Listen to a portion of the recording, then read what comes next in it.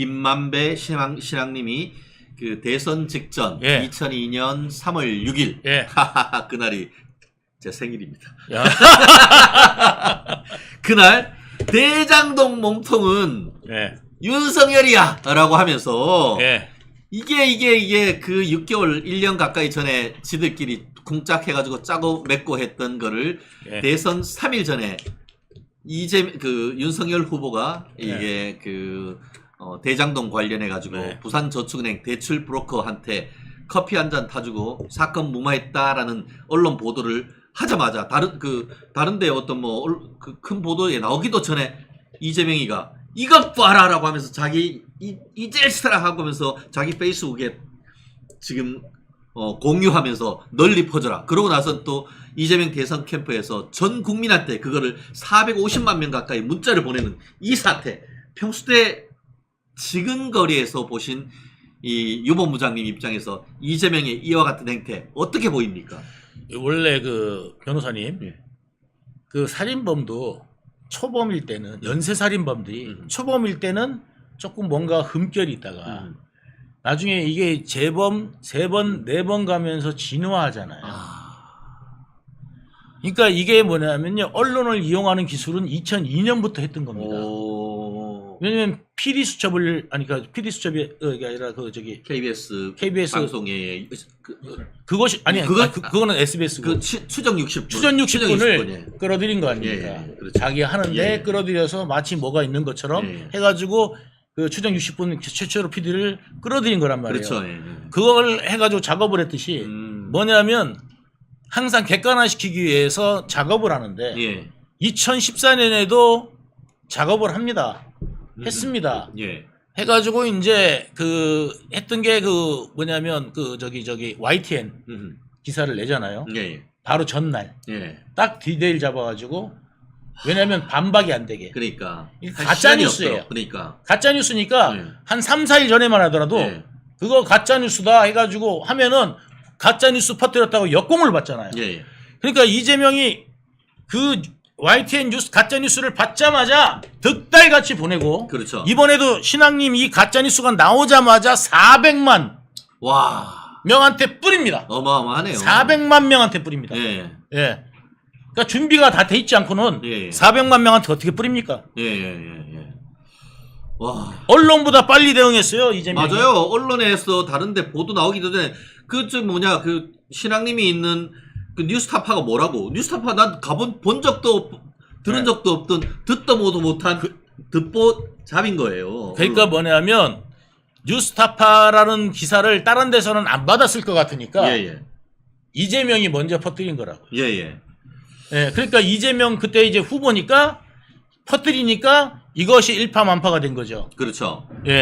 그러면서 이번에 그 검찰이 김만배하고 신앙님에 대해서 사이버 명예훼손, 그러니까 정보통신망법 위반을 한 허위사실 적시한 명예훼손, 그리고 또 언론인이 돈 받고 보도해주고 돈도 1억 6천만 원씩이나 받아 먹고 했다는 걸로 해서 이 배임 증제, 배임 수재, 사적 뇌물을 주고받았다, 이런 걸로 해가지고 지금 그 구속영장을 쳤는데, 그렇게 했던 동기를 구속영장에 뭐라고 했냐면은 더불어민주당 이재명 대표 측의 대장동 개발 비리 은폐를 위한 허위 프레임을 조작하기 위했다, 이런 가짜 보도를 했다, 이렇게 했었단 말이에요. 맞습니다. 이재명이 항상 뭐 하냐면요, 딱 공격이 들어오잖아요.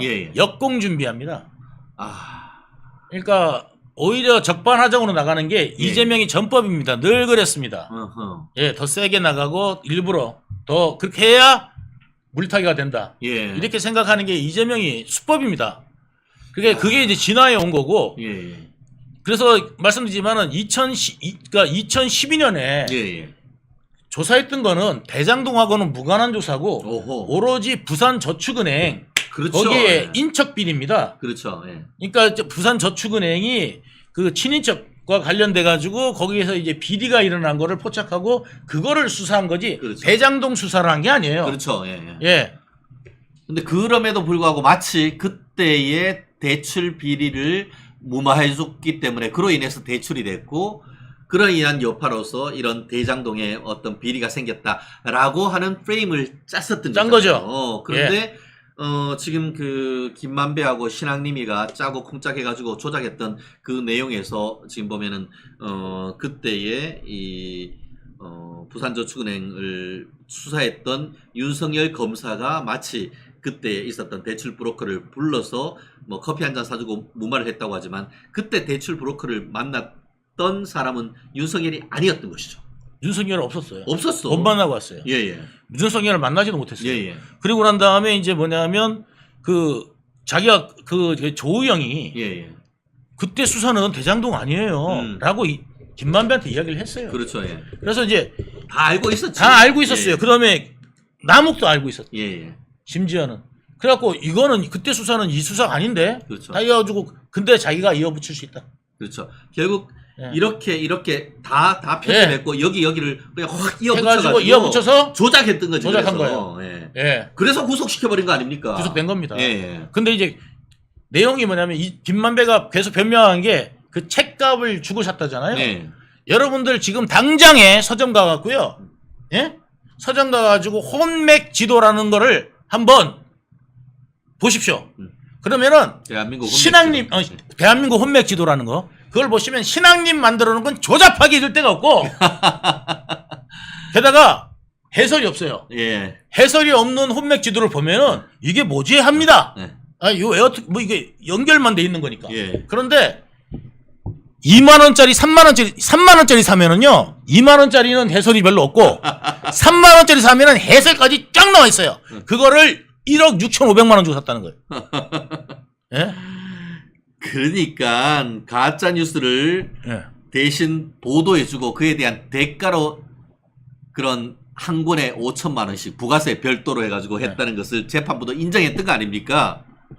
예. 야, 참.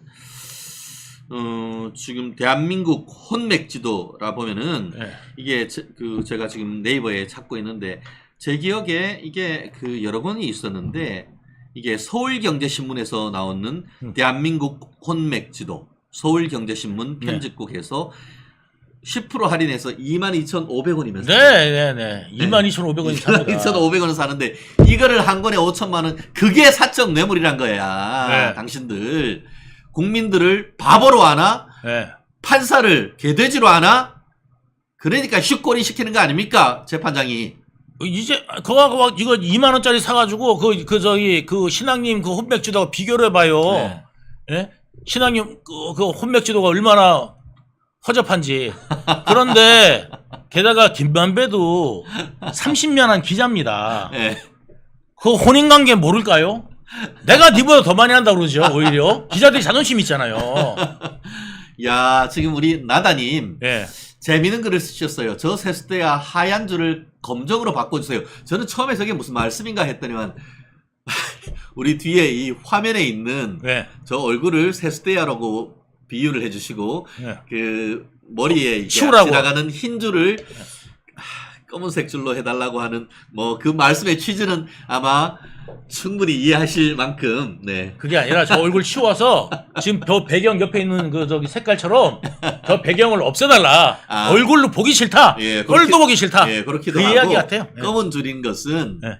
사실 뭐 살아있는 사람 아 이렇게 양쪽에 예.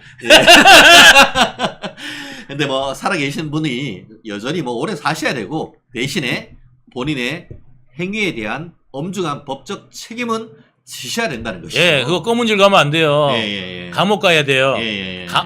거기 어차피 지옥 가더라도요. 감옥 갔다 지옥 가야 돼요. 예. 저거는 왜냐면 그 사람의 도리로 할 수 없는 예, 수많은 것들을 했습니다. 예. 그 형님이나 그 형수한테도 맞습니다. 예, 몹쓸 짓을 하고 예. 야, 진짜 아까도 그 글을 봤습니다. 특히 IHN님 굉장히 날카로우신데 그 최초로 뭐 PD도 그렇게 했지만 그런 어떤 형사적인 처벌을 받는 사람뿐만 아니고 이재명 사건으로 인해 가지고 지금 유동규 본부장처럼 대가 세시고 기가 세신 분들은 살아남았지만 진실을 밝혀야 되는 그런 부담 속에서 한두 분도 아니고 그거를 자신이 없거든요.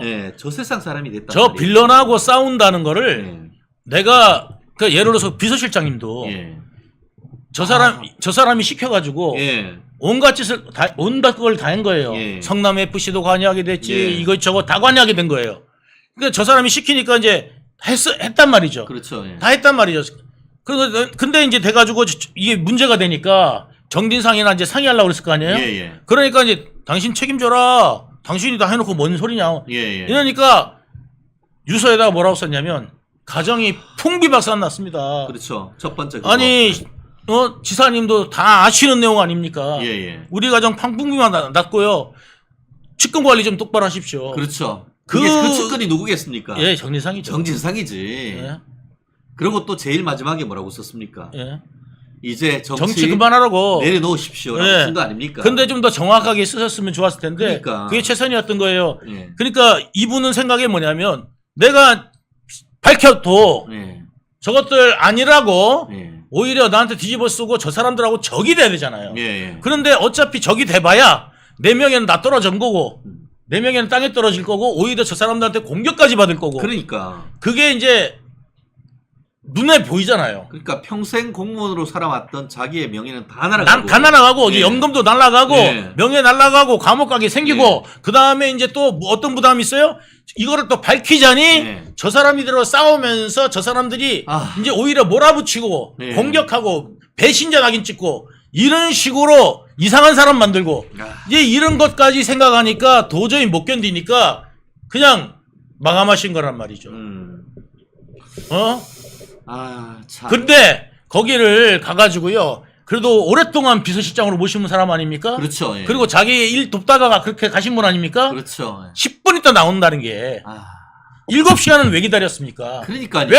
사진은 찍어야 될 거 아닙니까? 사진은 찍어야 되니까. 야, 네. 인간 정말 그런 거 생각하면은 야, 참 왜 사나? 사람이란 게 뭔가. 아무것도 모르고 예. 지금 젊은 애들 있잖아요. 지금 뭐 이재명 모르고 있는 애들이 맞는데 이재명이 돈 준다니까 좋아해요 그냥. 아 청년 뭐 준다 그러면 좋아해요. 그거 다 니들 빚이야. 이재명 돈으로 주는 거 아니야. 나라 빚 늘어나면 그 빚 이자까지 니들이 다 갚아야 돼 나중에. 예? 그렇습니다. 지금 무상급식, 무상 뭐 25만 원, 네. 기본소득, 기본주택 하니까 좋은 것 같죠? 예. 다 나라 거덜나는 겁니다. 거덜나는 거. 거덜나고 자 생각을 해보세요. 지금 인구에 5,200만 인구에 예?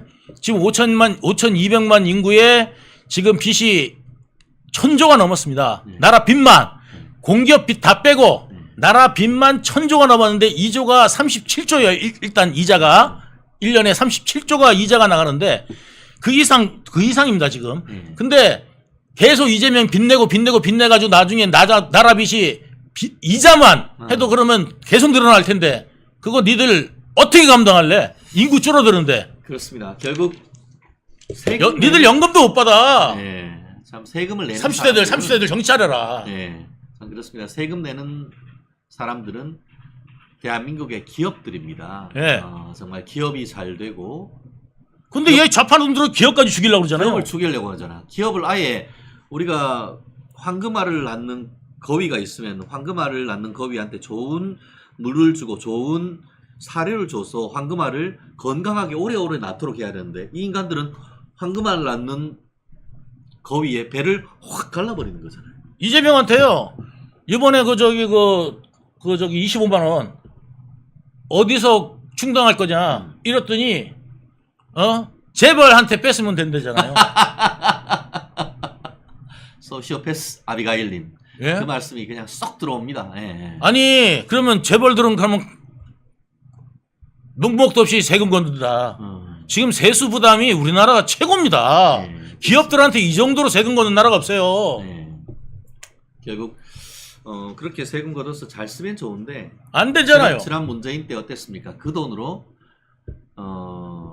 박정희 대통령부터 해서 정말 사방 사업하고 4월 달이면 나무 심어서 정말 우리 강산 맞아요. 푸르게 해놨는 그 금수강산에 다 파괴되어 가지고 중국산 태양광 패널로 해서 쫙 깔고 그 돈 다 이른바 말도 좋아 사회적 기업이라고 하는 그런 작자들한테 네. 다 좌파들 기업들한테 퍼주고 네. 지금 다 먹튀해 버린다. 수의계약하게 만들었어요. 사회적 기업을 해가지고 수의계약하게 만들고 그거 다 먹튀해 버렸어요. 그리고 그러면서 빚이 천조로 늘어났어요. 그러니까 여러분들 생각을 해보세요. 저기 문재인 이전까지 600조였다가 문재인 이후에 1000조로 넘어갔는데 여러분한테 경제적으로 국가가 뭐가 좋아졌습니까? 예? 그 이전하고 그 이후하고 무려 400조가 넘게 빚이 늘어났는데 그 400조는 도대체 어디 갔습니까? 여러분들한테 어떤 도움이 됐습니까? 제가 그걸 묻고 싶은 거예요. 그렇습니다. 뭐 난리 부르습니다. 뭐 김진표 국회의장 네. 이미 국회의장을 떠났는데 요즘은 너무 짧아요. 옛날에 회고록은 말이죠. 제가 네. 기억하는 회고록은 월간조선이나 신동아 같은 곳에서 네. 한 10년이나 20년 후에 나와요. 그렇죠. 그래서 네. 예를 들어서 무슨 김윤한, 허주 김윤한이 그렇죠. 그때는 말이야 3당 합당 이렇게 됐어 네. 하고 얘기하면 그 얘기하는 시점이 거의 한 10년 넘어서 네. 또 시작이 되거든요. 그렇죠. 이런 비화가 있구나 네. 하는데 네. 만약에 그 회고록을 예를 들어서 3당 합당 하자마자 만약 네. 그런 얘기를 하기 시작해봐요. 네. 삐끄덕거리고 세상이 난리가 나지 않겠습니까? 그렇죠. 네. 아니 너네 야합했지? 그렇게 했구나. 똑같은 얘기를 10년 후에 듣는 것과 네. 당시에 그 정치가 이루어지는 속에서 이야기하는 것과는 하나는 폭로고 하나는 회고야. 다르잖아요. 너무 정확한 말씀이시고요. 예. 지금 국회의장의 위치가 너무 가벼워졌어요. 지금 네. 국회의장이 사실 물러난 지 몇 달도 아니죠. 지금 그렇습니다. 한 달 됐나요? 그런 네네. 분이 지금 회고록이라고 낸다는 게 네. 이게 무슨 회고록입니까? 그게 아니고 그냥 지금 정치 상황 중계나 다름없고 둘째로 지금 그 내용을 보면은 정말 지금 현재 윤 대통령 공격하고 그다음에 이제 어떻게든 탄핵 이끌어내려는 민주당 스탠스에 훌륭한 추임새가 돼주는 내용이잖아요. 그렇습니다. 네. 지금 중심이 되는 내용 자체가 이거죠. 대통령과 독대를 했다는 거예요. 그렇죠. 네. 독대 자리에서 국회의장과 대통령은 사실 정파를 초월해야 되는 거 아닙니까? 당연하죠. 진영도 초월하고 정당도 둘 초월하고. 다 당적이 없어요. 둘 다 당적이 네, 없어야 네. 되고요. 당적이 당연히 없고요. 법적으로 없습니다. 네. 없습니다. 그런데 당적이 없는 네. 국가 서열에서 5위권 내에서 1위가 지금 한 2위. 1, 2위가 만난 거예요. 2위를 만난 거잖아요. 그러면 전국 상황에 대해서 정말 마음을 열고 이야기할 수 있는 거잖아요. 정파가 그런데 아니라 나라를 위해 만나는 거거든요. 그렇죠. 네. 그러면 내용의 진위 여부를 떠나서 네. 국회의장이 대통령이 한 얘기를 그 대통령이 아직 임기가 3년이나 남아 있는데 네. 자기가 그만둔다고 해서 이런 얘기를 했다 네. 하고 글을 옮기는 것이 그야말로 저는 아까 강 의원이 딱 표현했어요. 중계한다. 네. 중계한다라는 표현이 딱 적합한 것 같아요. 그거를 딱 해서 정치적으로 어떤 파장이 있는지 또 정파적으로 그것을 어떻게 악용할 수 있는지 뻔히 아는 사람이 그걸 옮겼다. 대통령을 보통 아마 우리 이종훈 형께서도 이제 워낙 과거에 알아주는 정치부 기자셨으니까 옛날 대통령들 만나는 자리에 계셨을 텐데 대통령 만날 때 특징이 뭐냐면요. 휴대폰 놓고 들어가야 됩니다. 그렇죠. 네. 큰 거기에 네. 이렇게 놓으면은 네. 미리 경호원들이 네네. 몸 검사합니다. 그거 당연한 거고 들어가기 전에. 네. 그다음에 이제 핸드폰은 죄송한데 저희한테 맡기셔야 됩니다. 보통 네네. 요즘은 그렇습니다. 그런데 저는 김진표 의장이 아마 국회의장이니까 뭐 예우를 받았을지 모르겠는데 저는 솔직히 이런 의심도 들어요. 녹취해 놓은 거 아닌가. 네. 만약에 지금 이 정도 얘기를 했다면은 네. 녹취를 한 것은 아닐까 하는 의심을 해볼 수가 있습니다. 네. 그 정도가 아니고서는 지금 저렇게 지금 생생하게 그때 이렇게 얘기를 또 굉장히 민감한 내용인데 네. 저렇게 지금 만약에 녹취가 있었다라고 한다면은 이거는 정말 있을 수가 없는 일이죠. 대통령하고 국회의장, 국가 서열 1, 2위, 3부 요인. 네. 아까 말한 대로 나라를 위해서 그렇게 만나는 자리에 대한민국 1, 2위 있는 자리에서 녹취가 만약에 있었다면은 정말 이건 이제 앞으로 진짜 이 나라 갈 때까지 갔다 이런 얘기가 되고요. 둘째로 김진표 의장 상당히 좋아하는 기자도 많습니다. 그리고 이제 공무원으로서 뭐 여러 가지 성과도 있었고 또 민주당 안에서는 뭐 온건파 정책파로 돼 있습니다만은 지금 김진표 의장은 아킬레스건이 있었습니다. 어떤 아킬레스건이죠? 김진표 의장은 아시다시피 원래 반명이었습니다. 엄청난 반명이었어요. 그렇죠. 경기도 지사. 그리고 시절도 문재인 있고요. 정부 그리고 이제 핵심은 문재인 정부 초반에 네네. 친문들이 원래 이재명 죽이려고 그랬잖아요. 제명시키. 그렇죠. 이재명 제명. 네, 이재명 제명. 그때 제일 앞장선 분이 누구냐? 김진표예요, 김진표. 기억나실 거예요, 그때. 맞습니다. 그래서 근데 그때 유일하게 이재명을 감싼 사람이 바로 이해찬입니다. 이해찬이고. 그리고 그래서 이해찬 최측근 이화영이 바로 경기도 부지사가 되는 겁니다. 네. 그래서 이해찬, 이재명, 강철 양이 연합이 예. 지금까지 계속 불러오고 있는 겁니다. 그래서 김진표 의장이 이제 의장이 될 때 그 얘기가 많았어요.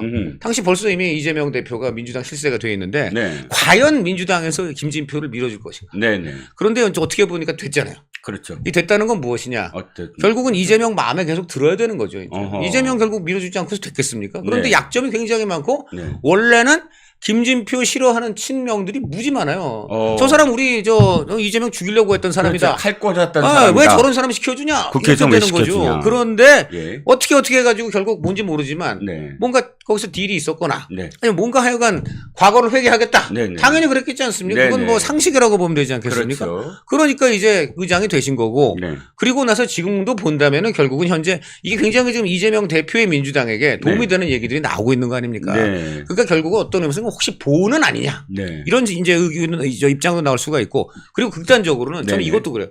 국회의장이 이렇게 지금 이치가 가벼워진 게 바로 정세균 국회의장 때 네. 의장만 맞아요. 끝나면 사실 나라의 어른으로 예, 예. 이제 그 조언만 하고 그렇죠. 그렇죠. 이제 정계 뒤에서 계셔야 되는데 네네. 이분이 어떻게 국가서열 2위인 분이 네. 국가서열 1위 그 대통령 행정부의 그 장 밑에 있는 총리를 합니까? 그렇죠. 이거는 대통령이 말이죠. 예, 나중에 예. 국회 부의장 되는 거나 다름없어요. 아, 맞죠? 맞습니다. 맞는 거 아니야. 그러니까 그게 말이 안 되는 거잖아요. 적확한 비유네요. 그러니까 예. 그래서 근데 그런 일이 일어났고 예, 이게 예. 뭡니까? 야, 이제는 앞으로 국회의장 끝내고도 총리라는 자리를 탐할 수 있게 됐구나. 그렇죠. 저는 그래서 지금 만약에 예. 이재명 대표가 만약에 대통령이 된다면 네네. 총리 자리 누구한테 돌아갈까? 예. 예. 그렇군요. 네, 뭐 이런 그러니까 것도 예. 그러니까 지금 제가 말씀을 들으면서 네. 첫 번째 든 생각이 이거예요. 아, 이분이 정말로 일부 기자들이 진짜 네. 존경하던 김진표가 맞다면 그렇죠. 이 생각을 해야 돼요. 내가 끝나면 사실 존경받는 사람으로 돼야 되는데 그렇죠. 어떤 특정 정파나 특정 팬덤한테 내가 어떤 의지를 하지 않아도 돼. 그렇죠. 왜냐면 뭘 내가 바라는 게 없으니까. 그렇죠. 그럼 훨씬 더 객관적인 조언할 수가 있잖아요. 네. 그런 자리에 가려면 말도 조심하면서 그렇죠. 그런 위치에 서려면 그래야 되는데 바로 특정 정파 특히 개딸들이 좋아할 수 있는 환호할 수 있는 먹잇감 하나를 딱 던져줬단 말이죠. 그렇죠. 이건 사심이 있구나. 그럼요. 이 사람들 정석윤처럼 아이고 이게 또다시 뭔가를 하고 싶구나. 나는 아직 젊어. 내가 무슨 뒷방 늙은이가 돼. 이런 사심이 없고서야 이런 글들을 바로바로 이렇게 폭로할 수가 있느냐라는 생각이 첫 번째 그렇죠. 들었습니다. 당연하죠. 네. 예.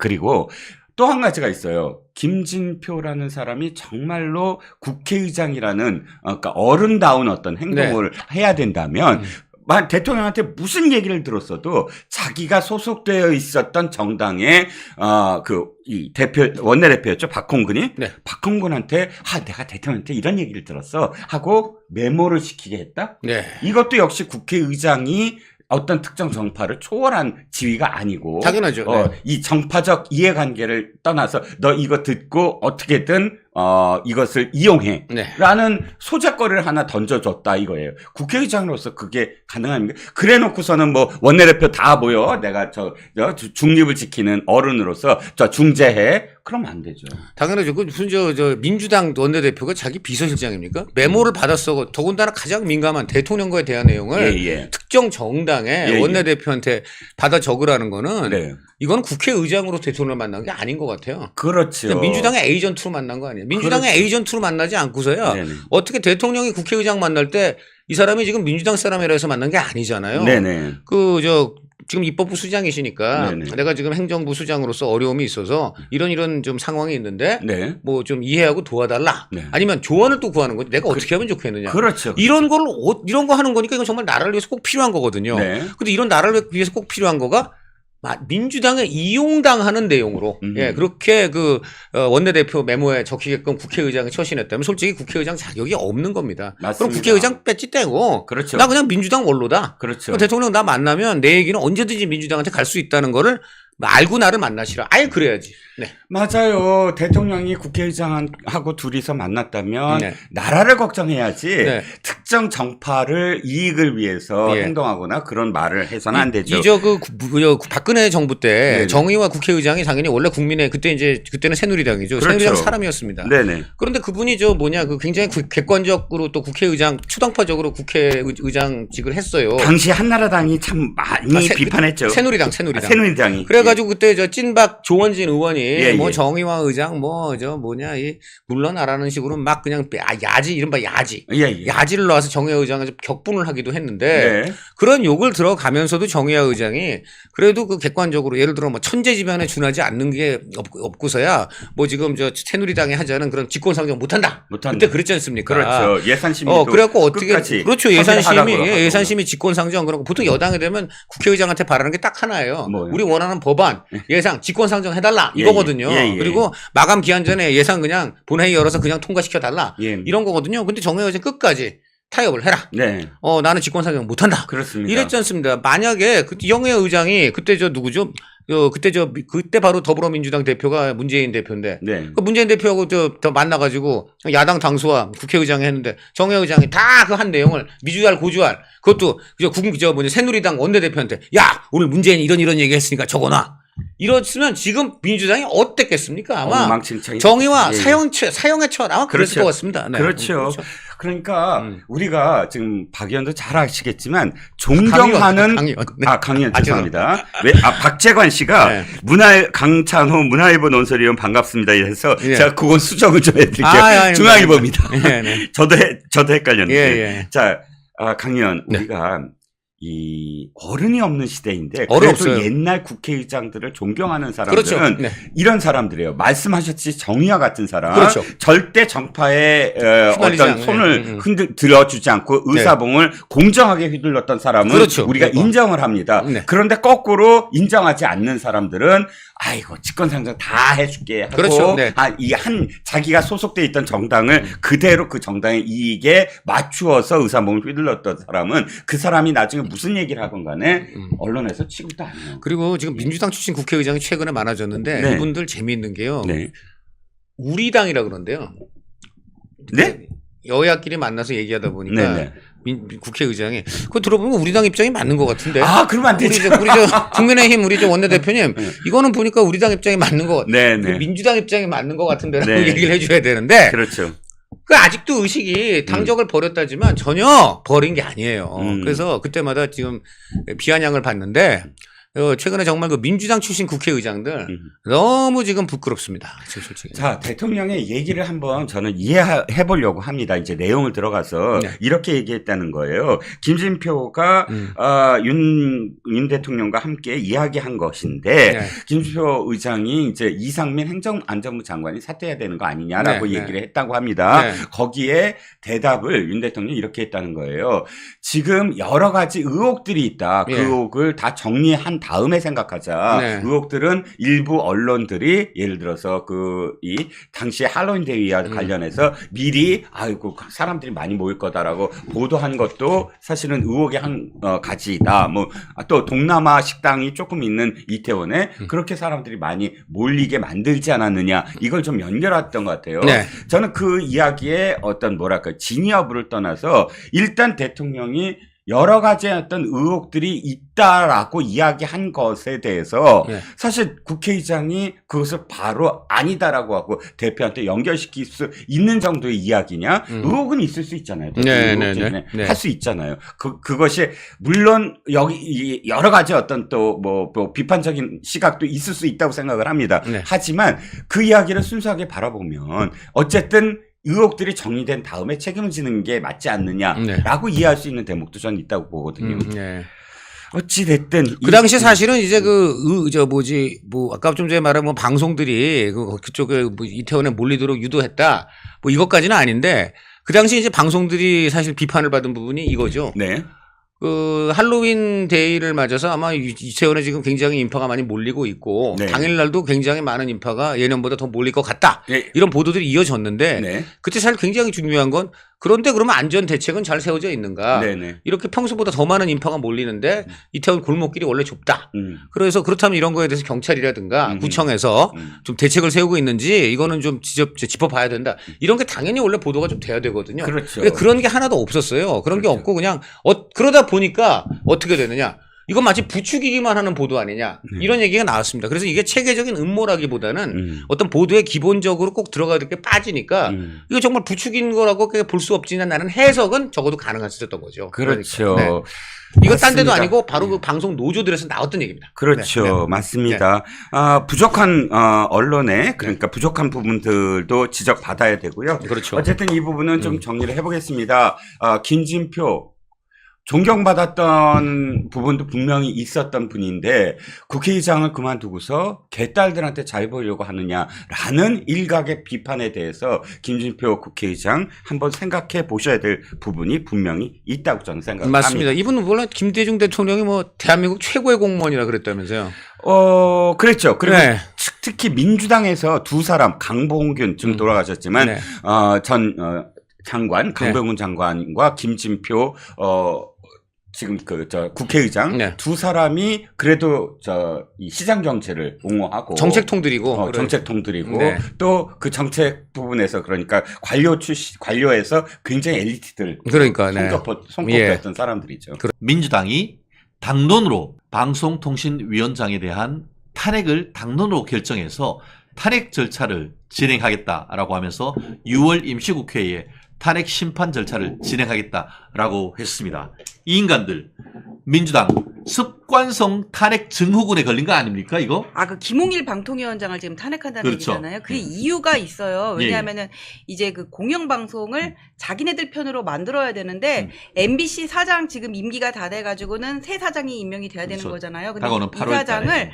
이사회에서 결정을 하는데 이사회를 누구를 결정을 하냐가 방통위에서 결정을 해요. 그래가지고 이 사람들이 그 방송 3법 만들어가지고는 여기다가 민노총이 주류인 시민단체 뭐 PD연합회, 기자연합회 이런 데서도 이사 추천권을 줘야 된다고 이렇게 얘기를 하고 있는 거고 일단 그 법이 통과되기 전까지는 분명히 윤석열 대통령이 거부권을 행사할 거니까는 지금의 법 가지고는 자기네들 사람으로 채워야 되는데 그러려면 방통위가 기능을 못 해야 되잖아요. 그래서 김홍일 탄핵시켜가지고는 직무정지 시켜버리려고 그러는 거예요.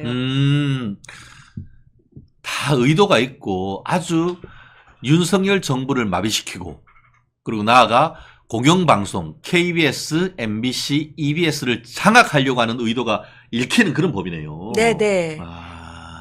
근데 사실 지난번 같은 경우에 김홍일 방송통신위원장이 되기 전에 그 이미 이동관 방송통신위원장에 대한 탄핵을 시도를 하려고 하니까 이동관 방송통신위원장이 사퇴를 함으로써 방송통신위원회의 탄핵 절차를 어떻게 보면은 중단시켰는데 이번에는 또 그런 식으로 해서 방통위를 마비시키려고 하는 그런 의도가 있겠네요. 할 수 없죠. 뭐 사람 많아요. 그래 탄핵 소추 해. 그러면은 또 사퇴해버리고 그다음에 방통위원장 최진영 변호사 내가 임명하면 되는 거야. 사람 많아 계속해. 참.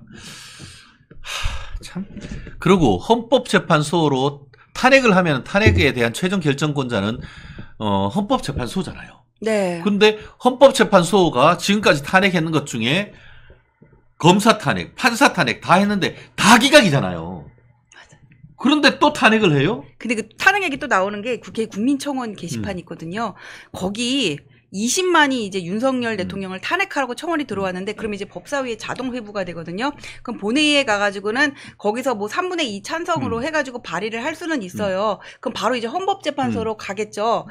근데 저는 어차피 3분의 2니까는 통과되지도 않겠지만은 이런 식으로 자꾸 탄핵 얘기를 하는 게 자기들한테 역효과가 날 거다. 과거에 노무현 대통령 탄핵 그렇죠. 때 한나라당이 총선 대패했었잖아요. 네. 저 그 지경 날 거라고 보고 20만 물론 큰 숫자이기는 하지만 민주당의 책임 당원이 한 100만 정도 된다 그러잖아요. 그래요. 거기서 이제 개혁의 딸 개딸들이 또 한 절반 정도 될 텐데 그 숫자만큼도 안 되는 거예요. 그렇기 때문에 실제로 뭐 일단 탄핵으로 간다는 것은 일단 탄핵을 대상 자체가 이재명이를 수사했는 검사에 대해서 탄핵한다라고 얘기되고 있고 이재명에 대해서 나아가 유죄 판결했는 판사한테도 이제는 개딸들이 탄핵한다. 탄핵하자 이렇게 그러는 얘기를 거죠. 하고 있잖아요. 그리고 지금 언론 3법과 관련해서 결정권자인 이 김홍일 방송통신위원장에 대해서도 탄핵. 나라가 다 지키냐? 이게 뭐예요? 탄핵 헌법을 정족수를 그냥 국회 전원으로 그냥 올려야 이거를 돼. 국회의원을 빙자해가지고 대한민국 정부를 전복하려고 하는 그런 시도 아니에요, 이거? 탄핵권 남용 아니에요? 이거에 대해서는 어떻게 해야 되는 거예요, 이게? 참. 세계 통틀어 유일한 수사검사 탄핵. 그 목적이 뭐냐? 뭐 확실하지 뭐. 이재명이 수사하지 말라는 거 아니야. 맞아. 기소하지 말라는 것이고, 그리고 재판에서 유죄하지 말라는 거야. 그러면은 세상의 모든 동물은 다 평등하지만 돼지만 특별난, 세상의 모든 사람은 법 앞에 평등해서 죄를 범하면 수사를 받고 기소가 돼서 재판을 받아야 되지만 이재명만은 수사를 받았어도 안 되고 재판을 받았어도 안 되고 깜빵 갔어도 안 된다는 그런 생각입니까? 아, 그럼 쟤들 돼지네. 돼지인 거지. 이게 동물농장에서 돼지는 뭐예요? 돼지. 폭군. 우리가 폭군이고 결국 돼지가 돼지지 공산사회에서 뭐. 공산당 일당 독재를 보여주는 것이, 그걸 비판하는 것이 동물농장 아니겠습니까? 그 모습이 지금 바로 이 민주당의 모습 아닙니까, 이게? 저는 섬찟해요, 사실. 이게 호시절님 웃는 게 아니잖아요, 사실. 이게 뭐예요? 대한민국 모든 사법 시스템, 모든 대한민국의 법치주의를 깡그리 무시하고 지들이 다수당이란 이유만으로 폭행을 일삼는 건 아닙니까? 만약에 지들이 얘기하는 것처럼 수원지방검찰청 1301호 검사가 불러놓은 사람한테 야 밖에 나가서 10분간 퇴정해, 야 와가지고 벽 보고 10분 서 있어 라고 하면은 당신들 뭐라고 할 거야? 검사가 폭행 협박했다고 할 거 아니야. 똑같은 짓을 국회에서 하면은 그게 정당하냐고. 아유 진짜 전 변호사님 이거 완전 국회의원을 빙자해가지고 국민들에게 폭행 협박 모욕하는 거 아닙니까? 모욕하는 거죠. 근데 왜 그 박지원 의원이 그랬잖아요. 그럼 두 손 들고 한 발도 들고 서 있으라 그러는데, 근데 그게 정청래 그 위원장의 그런 그 조치에 대해서 옹호를 해주는 게 아니라 어이가 없으니까 한 거라 그러던데요. 현장에 있었던 사람들. 참네. 야 정말 말이야 방구야. 아 근데 변호사님 저는 사법방해다 이렇게 할 게 아니라 국민의힘도 좀 뭐가 세게 보여줬으면 좋겠어요.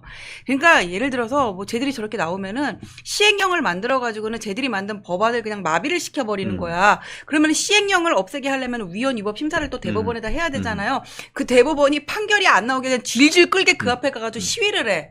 뭔가 이런 정신으로도 보여야지 규탄한다 그러면서 우아하게 백조 행세만 하려 그러면. 그렇습니다. 저도 비슷한 생각인데요. 왜 국민의힘 국회의원들은 탄핵 남용 방지법 탄핵 신청했는데 기각되면은 그 국회의원에 대해서 윤리 심사를 해가지고 자격 박탈한다든가 그런 부분을 해야 되는 거 아닙니까? 물론 강대강만으로 갈 수도 없지만 그와 같은 무도한 탄핵 시도에 대해서는 제도적으로 규제할 수 있는 그런 제도 장치를 만들어야 되는 것 아닙니까? 시행령으로 만들라고요. 시행령으로. 시행령으로 만들면 어차피 안 지키겠다. 시행령으로 만들면 또 국회의원 입법권 침해했다고 하면서 윤석열 대통령 탄핵한다 또 그렇게 나올 거란 말이에요. 근데 쟤들이 만들려는 그 시행령 법안이요. 그 국회법 개정 그게 뭐냐면은 시행령의 문제점을 국회에서 지적을 했을 때 그걸 수정을 안 하면 바로 효력이 없어지게 하는 거예요. 그러니까 시행령으로 하기에는 참 쉽지는 않고 말씀드린 것처럼 어떤 무도한 그런 탄핵 시도에 대해서 만약에 기각될 경우에 그에 대해서 책임지게 하는 것이지. 실제로 그 검사 같은 경우에 지들이 뭐라고 하는데 검사가 기소했는데 무죄가 나오면은 그 검사 승진 어려워요. 계속 무죄 나오고 하면. 그러니까 그런 식으로 해서 검사는 기소해놓고 판결이 무죄가 나왔을 경우에 평정이 팍팍 깎인다고 책임지도록 하는 제도가 있단 말이에요. 그런데 국회의원은 그런 식으로 탄핵을 해가지고 다 기각되고 그 이유를 봤을 때 아무런 이유가 없다고 해서 기각되면 그거에 대해서는 책임지도록 하는 그런 입법 발의해야 되는 거 아니냐고요. 그리고 국회법 시행령에 보면은 그 정부가 제정한 시행령에 대해서 요청을 해가지고는 이거를 검토하고 수정을 요구할 수 있는 그런 조항들이 있어요. 근데 그거 있는지를 모르는 것 같아. 한 번도 게을러가지고 안 써먹어봤거든. 그래놓고 인제 와가지고는 뭐 엉뚱한 소리 하고 있는 거야. 네, 그렇습니다. 뭐 이런 부분이 참 법리적으로 쉽지는 않습니다. 그렇지만 그렇다 하더라도 지금은 이게 탄핵에 관한 것이 너무 쉽게 나와요. 사실 이런 것 자체 그렇기 때문에 제가 다른 방송에도 뭐냐면 탄핵 얘기한다고 해서 계속 탄핵 얘기만 안 된다. 마치 코끼리는 생각하지 말라라는 조지 레이코프의 얘기했듯이 탄핵 얘기하다 보면 탄핵이란 것이 너무 일상화되고 있다는 거예요. 그렇기 때문에 오히려 그것을 규제하는 법을 만들므로써 탄핵 발의하는 것을 조금 더 어렵게 만드는 이런 부분에 대한 논의를 해야 되는 시점이 아닌가 하는 생각이 들고 오히려 그렇기 때문에 지금 현 상황에서는 저쪽에서 탄핵 나오면 탄핵 얘기할 것이 아니고 저는 2조 심판은 여전히 살아있는 이슈라고 생각합니다. 이재명이 우리가 왜 멸콩TV에서 계속 얘기를 합니까? 탄핵하는 것 자체가 그걸 얘기하기보다는 이재명이 깜빵 가는 것, 재명아 깜빵 가자를 먼저 얘기하고 조국아 깜빵 가자 그러면서 오히려 국회가 아니고 대법원 앞에 가가지고 조국이 빨리 선고를 해달라고 시위해야 되는 거 아닙니까? 이재명이한테 빨리 재판 진행해가지고 빨리 깜빵 보내달라고 서울지방법원 앞에 가서 국민의힘 국회의원들이 시위해야 되는 거 아닙니까? 아까 옛날에 어땠어요? 이재명이가 수사를 받게 하고 하니까 민주당은 그 수사는 수원지방검찰청 가가지고 앞에서 시위하고 검찰청장 보자고 앞에 가가지고 농성하고 그랬잖아요. 그거 다 언론에 다 나오잖아요. 근데 국회의원들, 국민의힘 국회의원들 지금 뭐 하냐고 지금. 단식이라도 좀 해봐. 병원 가는 모습이라도 보여줘야지. 내가 YS 이후로 보수 쪽에서는 단식을 하는 걸 못 보고. 네. 있었다. 황교안 대표. 황교안, 이게 투블럭이 머리가 이쁘게 나와가지고. 예. 그때 뭐 이렇게 루머가 있었어요. 본인 머리가 아니라는. 근데 그거를 그렇지, 예, 가발이 내보내 했는데 그 투블럭으로 확실히 그걸 본인이 머리란 걸 입증을 하셨죠. 아무튼 지금 뭐 국회 해산을 할 수 있는 것은 해산은 헌법재판소죠. 국회 해산은 그러니까 정당 해산은 국회 이제 해산. 그 헌법재판소지만 실제로 이제 그 우리나라 헌법에는 국회 해산권은 대통령에게 없습니다. 그렇지만 의원 내각제 국가 같은 경우에는 수상을 불신임해 했을 때 수상은 또 의회를 해산할 수 있는 그런 권한이 있는데 앞으로 개헌을 하게 된다고 하면은 과연 대통령제를 계속할 것인지 대통령제를 할 경우에도 대통령에 대한 탄핵에 대해서 맞설 수 있는 제도적 장치로서 의회 해산권을 둘 수 있는 그런 부분에 대한 논의는 분명히 있어야 되는 것이 아닌가. 이런 식으로 국회의 탄핵권이 남용될 경우에는 그 부분에 대해서 정치적 책임을 물리게 하는 국민 소환제라든가 이런 부분이 있어야 된다. 실제로 이런 부분이 대통령이 대통령에 대해서 탄핵을 한다라고 했을 때에 국회 예산으로 맞설 경우에는 정부가 마비되는 이런 부분이 있기 때문에 그 지역구민들이 국회의원들에 대해서 국회 소환권, 주민 소환제도 이런 부분을 도입하는 것은 제도적으로 한번 생각해 봐야 되는 것이 아닌가. 지금 이 시점에서는 제가 봤을 때는 아까 얘기한 것처럼 탄핵 제도 자체에 대해서 어떤 그런 규제하는 법이라든가 아니면은 의회에 대해서 그런 주민 소환 제도라든가 국회의원의 무도한 탄핵 시도에 대해서 국민들이 제한할 수 있는 그런 제도를 입법권으로 지금 계속 제한하는 보수 야당의 지금 보수당의 지지자들의 어떤 그런 제도적 견제 장치 좀 필요한 건 아닙니까? 견제 장치 필요한데 지금 편안하고 싸우느라고 정신없잖아. 전당대회 때문에. 미치겠어 정말. 그 2조 심판 아까 얘기하셨잖아요. 그 한동훈 캠프에서 무슨 얘기 나오면 그 2조는 이철규 조정훈이래. 그러면 안 돼. 정말 짜증나. 그리고 사실 친윤인이라는 것도 과거에 이런 카테고리가 좀 이렇게 무너지고 분화된 것 같거든요. 제가 볼 때는. 맞습니다. 뭐 대표적인 친윤 한동훈 위원장으로 가셨잖아요. 주진우 의원 뭐 그런 거 보면은 윤심이 누구한테 있다 그런 얘기 하면 안 되는 거고. 그렇죠. 얘 용산의 입장은 어디까지나 중립적이고 와치앤씨라는 거. 그렇습니다. 우리 숲속 오두막님 0512님 상당히 전문적인 말씀 많이 해주고 싶습니다. 우리나라 정치체제를 대통령제로 갈 것인가 의원 내각제로 갈 것인가 대통령제로 간다고 하면은 지금처럼 5년 단임으로 갈 것인가 4년 중임으로 갈 것인가 굉장히 중요한 이슈입니다. 네. 다만 이런 개헌 얘기가 나오면은 전국이 사실은 거의 기현의 소용돌이로 다 들어가서 대통령의 존재감이 사실은 없어집니다. 그러니까 야당일 때는 기현하자라고 얘기를 하고 있습니다만 여당이 되면은 기현 논의가 사실 쉽게 되지 않는 그런 네. 부분이 아마 네, 그런 하나를 놓고 안 해요. 부분이기 때문에 여당에서 기현 논의하는 것은 현실적으로 상당히 어려운 점이 있기는 있습니다만 어쨌든 그럼에도 불구하고 이런 무도한 민주당의 탄핵 시도에 대해서는 분명히 견제할 수 있는 제도적 장치를 우리 여의도 연구원이라든가 이런 띵크탱크에서 계속 어떤 제도적 방안을 마련해야 된다는 그런 화두를 우리가 던지는 건 아니겠습니까? 네, 맞습니다. 그렇습니다. 우리 전 변호사님 최고위원 출마해 주시면 좋겠습니다. 라고 하면서 등록 마감돼가지고 슈퍼 못 채트를 나가- 다음에 보내줬는데 나갈게요. 네, 어제 우리 다 마감이 됐습니다. 우리 최고위원 나가지 않는다 하더라도 우리 전 변호사님은 또 보수의 여전사로서 정말 요즘 종횡무진, 사회를 종횡무진하고 있는 아, 그런 근데 상황입니다. 저 요새 좀 전투력 떨어졌어요. 저 좀 아프거든요. 아, 그러니까 너무 많이 불러서 다 가시는데 좀 멸콩TV만 좀 나와주세요. 네네, 멸종TV는 저 요번 주만 하더라도 벌써 3번째예요. 맞아요. 근데 그렇게 해도 또 많이들 봐주셔요. 너무너무 멸종TV 요새 감사합니다. 조회수 잘 나와가지고는 나와도 신나요. 엄지척 멸콩TV입니다. 엄지척. 감사합니다. 우리 근데 이게 민주당의 원내대표 박찬대 이 인간이 어따 대고 윤 대통령 정신 차리라고 했다고요? 아, 윤석열 대통령 정신 차리라고 아직까지 민심을 못 읽고 국정기조 안 바뀌고 있다고. 너나 정신 차려, 이 코딱지야. 예, 그러니까 참 아, 나 진짜 고소당할 것 같아. 너나 정신 차려, 코딱지야. 그래서 원래 그 박사님. 정도면은 뭐 우리의 그럼 의사 표현의 판대 자유 범위에 잘못이지. 들어갑니다. 네네. 지들이 잘하면 될 거 아니야. 무슨 지들이 의회 독재를 하고 있으면서 윤석열 대통령 할 수 있는 게 지금 뭐냐고. 할 수 있는 게 하나도 없어요.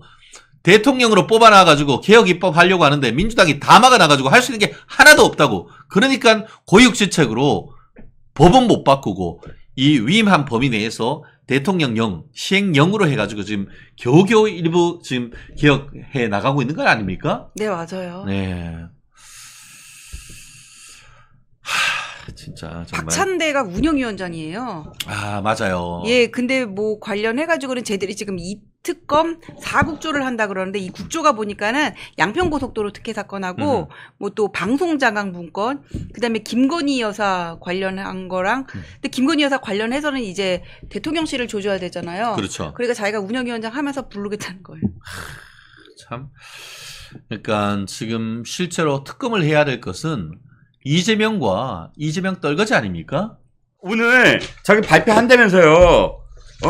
이재명이 혼자 나왔을 때 투표를 찬반 투표로 할 거냐 아니면 추대로 할 거냐 이걸 뭐 정한다면서요. 아직까지 못 정했죠. 오늘 정하지 못했다고 합니다. 예. 왜냐하면 사실 이 비판의 목소리 얼마나 많습니까? 이게 저기 이런 거잖아요. 거의 뭐 북한 자, 이 정책 찬성하십니까? 이거잖아요. 당원증 드는 거. 찬성. 무조건 다. 거의 그 분위기인데, 이왕 이렇게 된 거 못할 것도 뭐 있어? 뭐가 창피하다고 못해요? 지금 못 정하고 있어요? 이해가 가지 않네? 뭐 지금 누군가가 사실은 이재명 입장에서는 네. 적당한 사람이 좀 한 사람 나와주면 차라리 더 나을 텐데 들러리? 그 들러리 안 하려고 하거든요, 다. 쪽팔리가 어떻게. 그 이인영 경우에도 이인영 자기가 나가겠다라고 한 게 아닙니다. 아하, 그런가요? 주변에 다른 사람이 방송에 나와서 최재성이가 있기 때문에. 나갈 생각도 없는데 이야기를 하니까 신경질 나는 거죠. 근데 이인영이가 재밌는 건 이거예요. 그 최재성이가 라디오에 나와서 이인영이 나올 것 같다 한 다음부터 이인영이가 갑자기 전화 오기 시작할 때 친구들한테 나 나가면 되겠니? 어디 나가면 쪽팔리지 않겠을까? 그러고 전화를 걸고 다녔다는 거예요. 참 이 사람도 참. 그 지금 김두관이라든지 네네. 전재수 이야기가 나오는데 네. 김두관은 좀 가능성이 있다. 저는 이렇게 봅니다. 오늘 김두관이 갑자기 이제 서울에 나타났습니다. 그러니까 기자들이 달라붙었어요. 그리고 근데 기자들이 첫 마디가 이거였어요. 출사표입니까? 오늘 그랬더니 출사표는 무슨 그러면서도 출마 그럼 안 하십니까? 그랬더니 그건 좀 고민 중이야. 이렇게 대답을 했거든요. 그러니까 고민을 하고 있는 것 같아요. 지금 뭐 배지도 없고 그렇지. 또 김두관은 뭐 한두 번 출마한 게 아닙니다. 그럼요. 리틀 노무현 그 다음에 이 영남에서 예. 민주당 영남에서 네. 사실은 이런데 계속 얼굴을 들이밀지 않으면 그렇죠. 뭐 장사도 안 됩니다. 솔직히. 그렇죠. 그래가지고 김두관이 가장 아마 괜찮은 카드가 아니겠느냐. 음. 이재명 쪽에서도 이게 혼자 하기는 참 쑥스럽죠. 그렇죠. 예. 인민대회지. 예, 그래서 아마 그런 부분들로 조정을 하지 않을까 싶습니다. 그렇죠.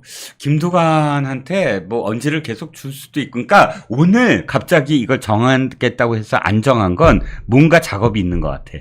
뭔가 들러리 작업. 누군가가 나와주면 좋겠는데 들러리 해서. 진짜 저런 그 친문 쪽에 누가 나오면 안 되고요. 아, 그럼 진짜로 할 사람이 나오면 안 그렇죠. 되고. 지금 경기도지사하고 지금 티격태격 하는데 저 진짜 싸우면 안 되거든요. 그러니까 지금 이 얘네들이 이렇게 얘네들 표현 안 되지. 민주당이 제일 좋아하는 표현이죠. 약속 대련. 그렇죠.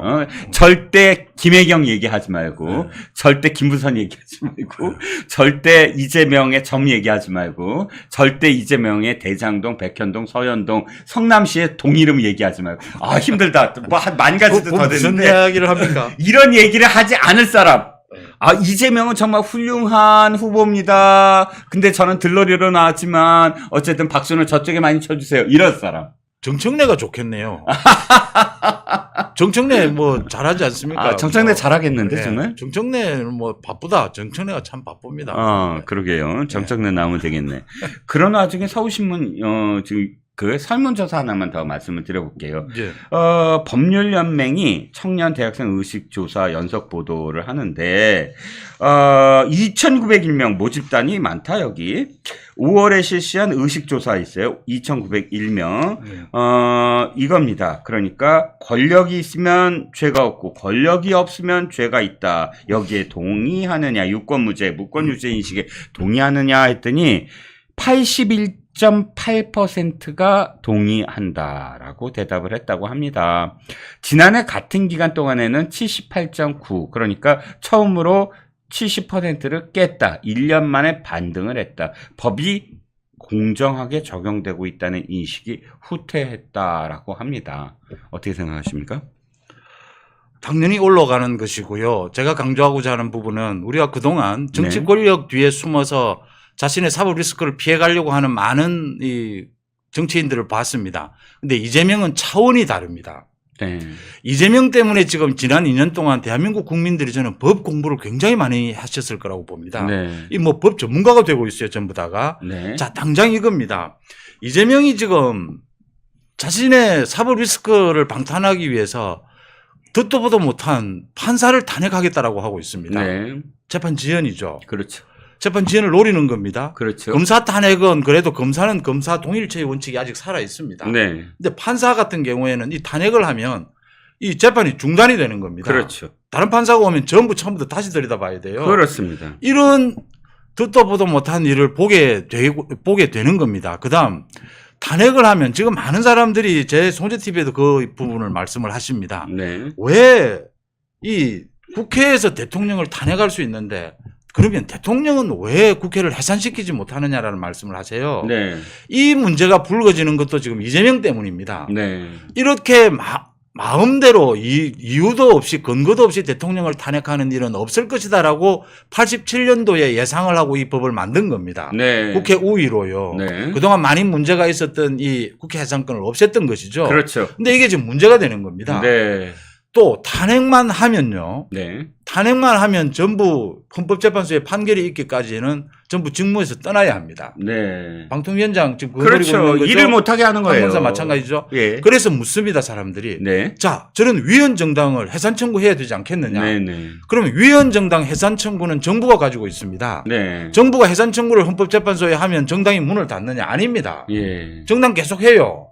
아니, 판사나 검사는 탄핵을 하면, 탄핵 소추를 하면, 탄핵이라는 게 두 가지니까, 헌재가 결정하기 전에 탄핵 소추를 하면 모든 그런 기관들은 전부 다 정지됩니다. 그런데 국회는 계속 한다고요? 이제 이런 이야기들이 계속 나오게 되는 거죠. 네. 민주당은. 제가 이제 정리를 해드리면요. 네. 이재명이라고 하는 저 권력 뒤에 숨은 법꾸라지 한 명 때문에 네. 대한민국의 지금 사법 시스템 법이 네. 어떤 허점을 가지고 있었던가를 지난 2년 동안 전 국민이 보고 있는 겁니다. 그렇습니다. 사법 방해, 가짜 뉴스 모든 것들입니다. 네네. 이런 부분들이 다 드러났다. 그렇습니다. 이 젊은 이 청년들이 이런 대답을 하는 것, 이 대답은 당연하고요. 이재명의 저 사법 리스크는 우리가 듣도 보도 못한 차원의 것입니다. 네. 저 방탄은요. 네.